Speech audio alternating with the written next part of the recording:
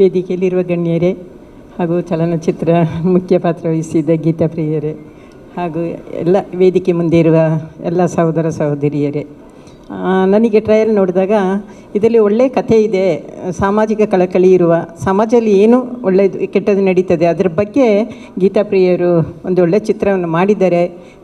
ಇದು ಜನರಿಗೆ ಮನ ಮುಟ್ಟುತ್ತದೆ ಅಂಥೇಳಿ ನನ್ನ ಭಾವನೆ. ಇದು ಯಶಸ್ವಿಯಾಗಲಿ ಅಂತ ನಾನು ಈ ಚಿತ್ರತಂಡದವರಿಗೆ ಶುಭ ಹಾರೈಸ್ತೇನೆ.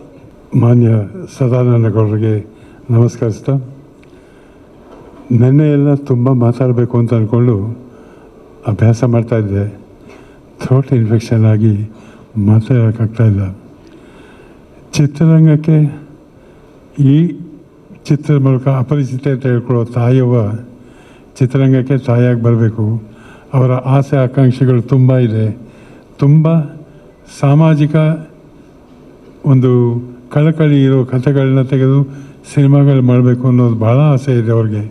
ಆ ಎಲ್ಲ ಸಿನಿಮಾಗಳು ಅವ್ರು ಅಂದ್ಕೊಂಡಿರೋ ರೀತಿಯಲ್ಲೇ ಮುಂದುವರಿಲಿ ಅಂತ ಆಶಿಸ್ತಾ ಹಾರೈಸ್ತಾ, ಈ ಒಂದು ಅಪರಿಚಿತೆ ಭ್ರೂಣ ಹತ್ಯೆ ಇದ್ರ ಬಗ್ಗೆ ತೊಗೊಂಬಂದಿದ್ದಾರೆ. ಅದರಲ್ಲಿ ಏನೇನು ಕಷ್ಟಗಳಿದೆ, ಏನೇನಾಗುತ್ತೆ ಅದನ್ನು ಚೆನ್ನಾಗಿ ಮಾಡ್ತಾಯಿದ್ದಾರೆ.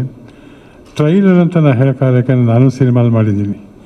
ನನಗೆ ಒಂದು ಸಂತೋಷ ಅಂದರೆ, ಬಹುಶಃ ಕೋವಿಡ್ ಆದಮೇಲೆ ನಾನು ಮಾಡ್ತಿರೋ ಮೊದಲನೇ ಸಿನಿಮಾ ಇದು.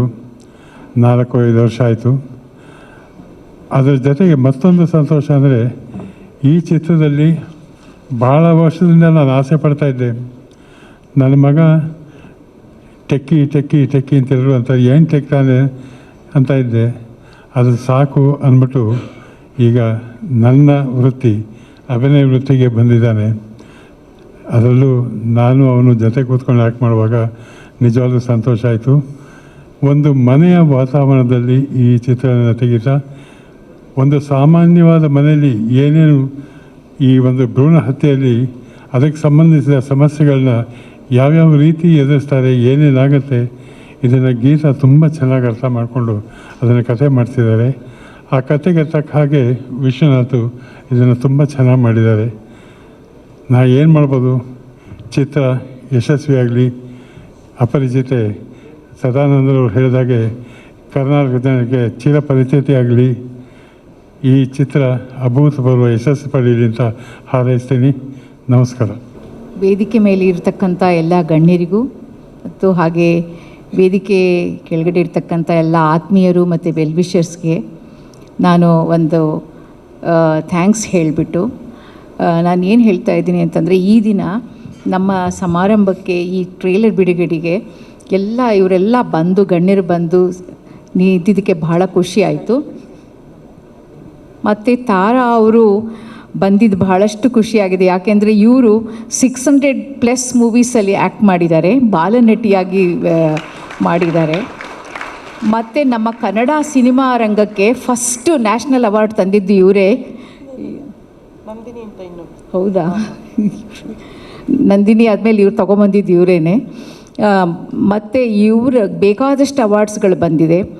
ಇವರು ಇವತ್ತು ಎಷ್ಟು ಬ್ಯುಸಿ ಸ್ಕೆಡ್ಯೂಲ್ ಇತ್ತು ಅಂತಂದರೆ, ಬ್ಯಾಕ್ ಟು ಬ್ಯಾಕ್ ಶೂಟಿಂಗ್ ಇರುತ್ತೆ, ಮತ್ತು ಸ್ಟಿಲ್ ಶಿ ಈಸ್ ಹ್ಯಾವಿಂಗ್ ಸ್ವಲ್ಪ ನಿದ್ದೆಗೆಟ್ಟು ಸ್ವಲ್ಪ ಥ್ರೋಟು ಎಲ್ಲ ಪೇನ್ ಇದೆ. ಅಂಥದ್ರಲ್ಲೂ ಕೂಡ ಫ್ರೀ ಮಾಡಿಕೊಂಡು ಬಂದು ಅಷ್ಟು ದೂರ ಟ್ರಾವೆಲ್ ಮಾಡ್ಕೊಂಡು ಬಂದಿದ್ದಕ್ಕೆ ತುಂಬ ಥ್ಯಾಂಕ್ಸ್ ಹೇಳ್ತೀನಿ ನಿಮಗೆ. ಆಮೇಲೆ ಶ್ರೀಯುತರಾದ ಸದಾನಂದ ಗೌಡರು ಅಷ್ಟೇ ಸಿಕ್ಕಾಪಟ್ಟೆ ವೆಡ್ಡಿಂಗ್ಸ್ ಹೋಗಬೇಕಾಗಿತ್ತು ಮತ್ತು ಬೇರೆ ಮೀಟಿಂಗ್ಸ್ ಎಲ್ಲ ಇತ್ತು. ಎಲ್ಲ ಇದು ಮಾಡಿ ನನ್ನ ಮೂವಿಗೆ ಬಂದು ಅವರು ಇದನ್ನು ಟ್ರೇಲರ್ ರಿಲೀಸ್ ಮಾಡಿ ಒಳ್ಳೆ ಹಾರೈಕೆ ಮಾಡಿದ್ದಕ್ಕೂ ಬಹಳ ಖುಷಿಯಾಗೋದಕ್ಕೂ ನಾನು ಅವ್ರಿಗೆ ಬಹಳವಾಗಿ ತುಂಬ ಥ್ಯಾಂಕ್ಸ್ ಹೇಳ್ತೀನಿ ಸರ್. ಆಮೇಲೆ ಡಾಟಿ ಮೇಡಮ್ ಅವರು ಎಷ್ಟು ಚೆನ್ನಾಗಿ ನನ್ನ ಮೂವಿ ಬಗ್ಗೆ ಹೇಳಿ, ಇದು ಒಳ್ಳೆ ಕಥೆ ಇದೆ, ಚೆನ್ನಾಗಿ ಇದಾಗಲಿ ಅಂತ ಹೇಳಿದ್ದಕ್ಕೆ ಅವ್ರಿಗೂ ತುಂಬ ಥ್ಯಾಂಕ್ಸ್ ಹೇಳ್ತೀನಿ ಮೇಡಮ್ ನಾನು. ಮತ್ತು ನಮ್ಮ ಮೂವಿನಲ್ಲಿ ಪ್ರಣಯ ರಾಜ ಶ್ರೀನಾಥ್ ಅವರು ಇದ್ದಾರೆ ಅಂದರೆ ನಮಗೊಂದು ಹೆಮ್ಮೆ. ಯಾಕೆ ಅಂತಂದರೆ ಅವರು ಸಿಕ್ಕಾಪಟ್ಟೆ ಮೂವಿ ಮಾಡಿ ಎಷ್ಟೊಂದು ಹಿಟ್ ಮೂವೀಸ್ ಕೊಟ್ಟಿದ್ದಾರೆ.